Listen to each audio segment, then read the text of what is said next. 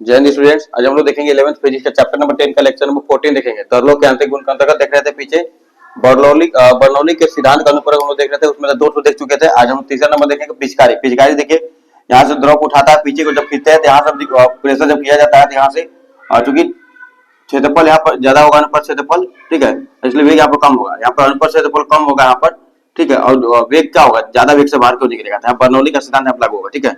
हवा के फुहार में पिंग पोंग गेंद, ठीक है, वायु अंतर्ग्रहण यहाँ जब इसमें होगा तो कम दाब वाला क्षेत्र बनेगा और हल्की गेंद यहाँ पर उस पर तैरती रहेगी, ठीक है। एक पिंग पोंग गेंद को वायु की फुहार में स्थिर रखा जा सकता है। गेंद और कीप की सतह के बीच के स्थान का दाब वायुमंडलीय दाब से कम होता है। वायुमंडलीय दाब जो बाहरी वाला दाब होगा, दाब जो होगा उसे वायुमंडलीय दाब से क्या होगा, कम होगा दाब, ठीक है।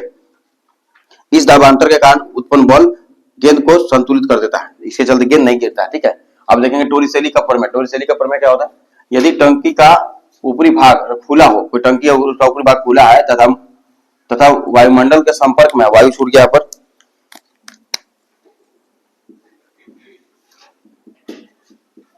वायुमंडल के संपर्क में हो तब बहिर्वाह की चाल, ठीक है, V1 जो बाहर की ओर जो द्रव निकलेगा उसका चाल क्या होगा, तो V1 equal to √2 into G into H, अगर एच गहराई है तो, ठीक है। क्षैतिज पथ R equal to V1 into T, R equal to √2 G H into, ठीक है, V1 का मान रखेंगे वाला, टी का मान रखेंगे 2 इंटू एच माइनस एच, इसे भाग दे देंगे, ठीक है। और ये हमारा क्या आ जाएगा, ये अब इसे जब हम लोग रूट चूंकि दोनों पर है तो रूट अंदर में सबको गुणा कर देते हैं, कैंसिल हो जाएगा, ठीक है। तो बचेगा R इक्वल टू, मतलब परास कितना दूर तक जाके गिरेगा द्रव, ठीक है, उसके लिए 2 into √h into capital H minus h, कुल गहराई में सिविल H की गहराई को हटा देंगे, ठीक है। अब अधिकतम वेग पूछेगा, R अधिकतम होगा कब, जब h बराबर h/2, मतलब टोटल गहराई का आधे गहराई पर लेंगे तब द्रव अधिकतम दूर गिरेगा, ठीक है। इसलिए R इक्वल टू, R अधिकतम इक्वल टू, हाँ R मैक्सिमम कहेंगे, मतलब, ठीक है, जहां स्मॉल है वहां h/2 लगा देंगे h/2, जब सोल्व करेंगे तो क्या आएगा हमारा, कैपिटल H आएगा। R अधिकतम वेग कितना अधिकतम दूर कितना दूर जा सकता है, तो अपने जितना गहराई इसमें द्रव भरा हुआ है उतना ही दूर तक जा सकता है, ज्यादा दूर तक नहीं गिरेगा, ठीक है।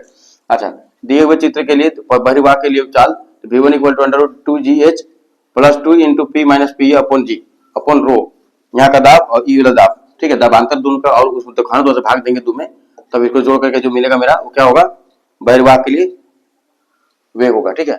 यहाँ पर रो क्या है, द्रव का घनत्व है, ठीक है।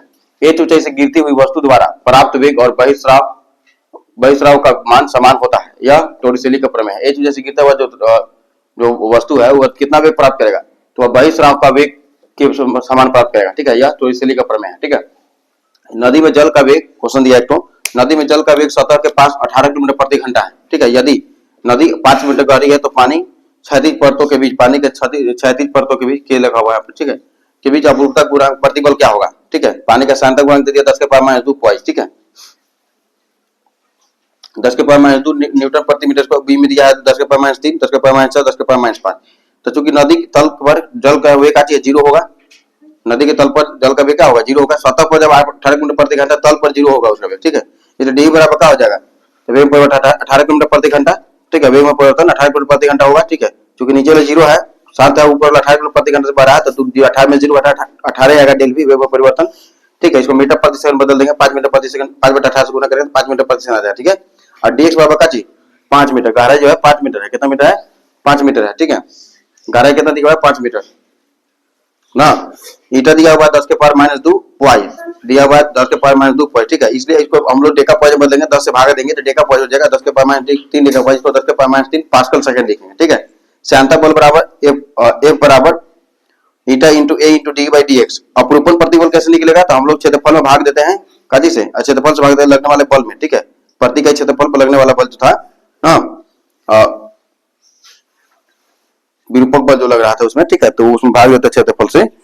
तो यहाँ पर ए से कैंसिल आउट हो जाएगा, एफ का मान यहाँ रखेंगे, eta into A into D by D X upon E वाला रहेगा, तो ए से कैंसिल आउट हो जाएगा, eta into D V by D X बचेगा, तो ईटा का मान रख दिया 10 के पावर माइनस 3 और डीवी का मान रख दिया 5 और डीएक्स का मान रख दिया 5, निकालते डीवी का मान 5 और डीएक्स का मान भी निकाला है 5 और 10 के पावर 5 रखे हुए, ठीक है। दोनों को सोल्व करेंगे, 5 5 कट जाएगा, 10 के पावर माइनस 3 न्यूटन प्रति मीटर स्क्वायर आएगा, ठीक है।